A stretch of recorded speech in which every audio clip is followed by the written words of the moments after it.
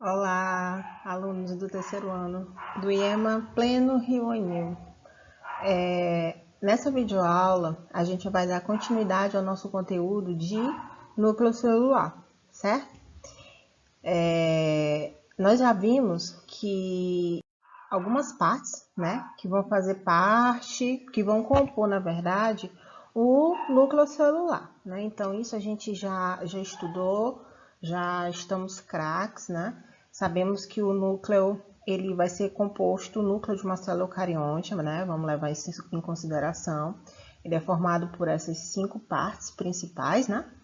Que é onde a gente vê a carioteca, vemos os poros, a cromatina aqui, a cariolinfa, que é o local onde essa cromatina vai estar inserida, e o núcleo, né?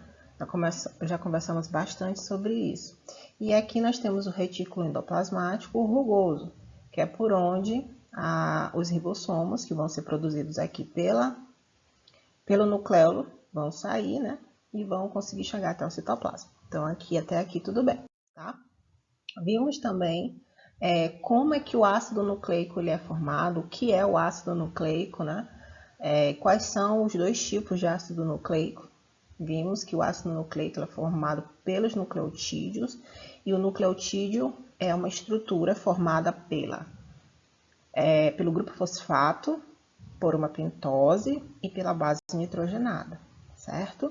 Dependendo da pentose e dependendo da base nitrogenada, nós vamos ter ou DNA ou RNA. Vimos que as bases nitrogenadas elas são subclassificadas em dois tipos, que são as bases purínicas ou purinas e as bases pirimídicas, tá? As bases purínicas são aquelas que vão possuir 2 anéis de benzeno, né? Ou 2 anéis de carbono. São elas a adenina e a guanina. E nós temos as bases pirimídicas, que são elas a timina, a citosina e a uracila. Bom, estamos só fazendo aqui uma revisão da revisão. E aí nós temos também as pentoses. As pentoses podem se apresentar de 2 formas, que é a desoxirribose e a ribose. A desoxirribose ela vai ser encontrada em que ácido nucleico? No ácido desoxirribonucleico, que é conhecido como DNA. E a ribose também, na verdade, desculpa, ela vai ser encontrada no ácido nucleico, no ácido ribonucleico, que é conhecido como RNA. Tudo isso a gente já sabe. Vimos também a estrutura do DNA, quais são as bases nitrogenadas que vão fazer parte do DNA, que são adenina, citosina e guanina. Elas vão estar presentes tanto no DNA quanto no RNA. E a base nitrogenada específica do DNA é a timina, certo? Vimos também que as ligações entre as bases nitrogenadas sempre vão ocorrer desta forma. A timina liga com a adenina, ou a adenina liga com a timina. A guanina ela vai ligar com a citosina e a citosina vai ligar com a guanina. Então, sempre vai haver essas ligações, certo? Aqui a gente fez essa atividade, né, para saber quais as bases nitrogenadas a gente tinha que complementar outra fita. Falamos também do RNA. O RNA, como eu já tinha falado, é formado também por 4 bases nitrogenadas, sendo a guanina, adenina e citosina, que está presente tanto no DNA quanto no RNA, e a uracila, que vai ser a base nitrogenada específica deste ácido nucleico, que é o RNA. Tá? Vimos também que a classificação do RNA vai levar em consideração a estrutura que ele vai apresentar. Então, se nós temos um RNA com esta estrutura aqui, ele vai ser chamado de RNA mensageiro, tá? Esse aqui vai ser o transportador, também chamado de tRNA ou RNA-T, e essa estrutura ele vai ser chamado de RNA ribossômico, tá bom? E cada um deles vai ter a sua função específica, que também já estudamos. O que eu quero agora que a gente foque? Nessa parte aqui que a gente ainda não tinha, não tivemos tempo de trabalhar em sala de aula, né?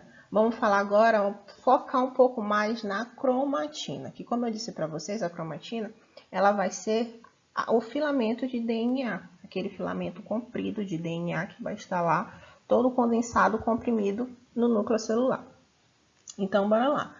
A cromatina, ela pode se apresentar de duas formas, né? Mas antes da gente entrar nisso, a gente também tem que saber que na cromatina, nesse filamento de cromatina, nós vamos ter esse filamento associada a uma proteína. E essa proteína ela é chamada de histona. Então, a gente vai ter o filamento de DNA e vai ter a proteína histona. Filamento de DNA e a proteína histona. Por que eu estou falando isso? Mais lá na frente vocês vão entender, tá? Então, nós temos dois tipos de cromatina, que é a eucromatina e a heterocromatina. Bom, a eucromatina, ela vai ser o DNA, né, ativo, ou seja, ele vai poder se expressar, né? Então, ele vai poder produzir, mandar produzir proteínas e enzimas, certo? Essa parte da cromatina, que é a eucromatina, ela vai estar sempre em formato esticado, tá? Ela vai ser essa parte aqui que está esticada, tá bom? Aqui nós temos um filamento de DNA e a gente percebe que esse filamento ele apresenta essas duas composições. Então, essa parte aqui onde está esticado é a eucromatina, que é o filamento de DNA que está lá no núcleo da célula, onde o DNA deste filamento aqui ele vai estar ativo. Por que a gente diz que ele está ativo? Porque ele vai poder, né, expressar, ou seja, mandar produzir as proteínas e as enzimas, tá certo? A outra forma que nós podemos encontrar a cromatina é através da heterocromatina. Então, a heterocromatina, ela vai ser essa parte aqui do filamento que vai estar espiralada, né? Vai apresentar esse espiralamento nessa forma de cacho. Quando o DNA está nesta forma aqui, nesse formato, o DNA ele vai estar inativo, certo? Ele não vai ter essa função de poder mandar produzir as proteínas ou as enzimas, certo? Por quê? Porque ele vai estar na fase que a gente diz que ele está esperando acontecer a divisão celular. Então, ele vai ficar ali quietinho, né? Sem produzir nada. Então, ele fica lá quietinho, nesse formato espiralado. Então, vamos voltar aqui. O filamento, né, de DNA, que é conhecido como cromatina, ele pode se apresentar dessas duas formas. Essa parte mais esticada é a eucromatina e essa parte espiralada é chamada de heterocromatina. A eucromatina, ela consiste aqui, ó, no filamento onde o DNA vai estar ativo.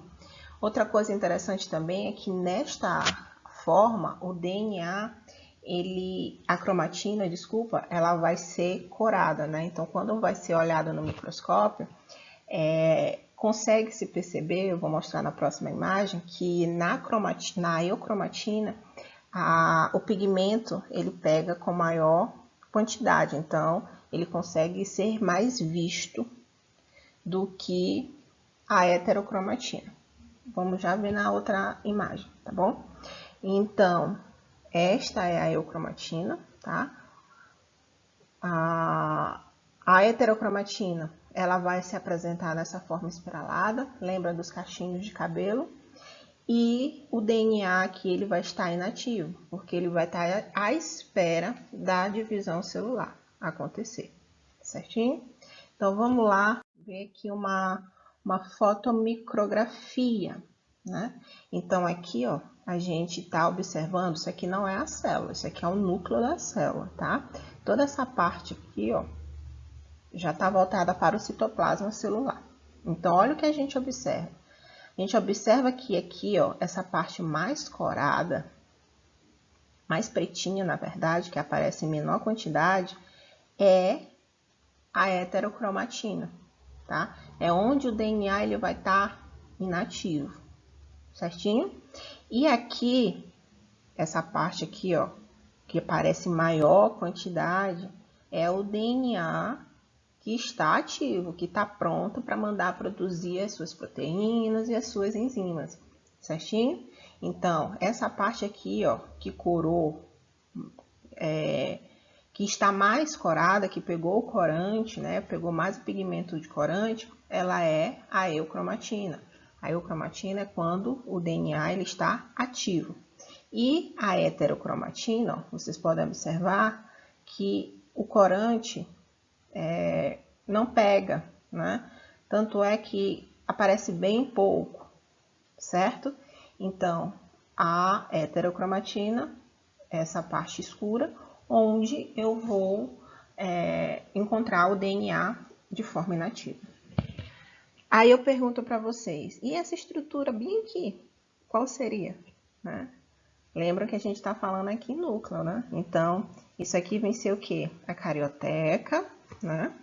Aqui nós temos a cromatina com nas duas formas, né? De heterocromatina e de eucromatina. Misturado aqui nós temos a cariolinfa, que não é percebida. E aí quem está faltando? O nucleolo. Tá aqui o nucleolo. Lembra que a gente disse que é o núcleo do núcleo? Então, aqui a gente pode ver. Isso aqui é uma fotomicrografia, ou seja, é uma foto de uma célula que foi tirada pelo microscópio. Então, isso aqui é real, não é uma imagem que foi produzida, bom?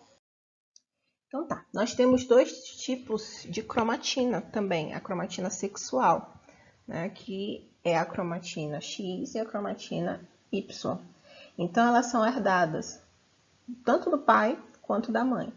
Então, lá no momento da fecundação, né, a gente pode herdar do pai o cromossomo X e o cromossomo Y, tá?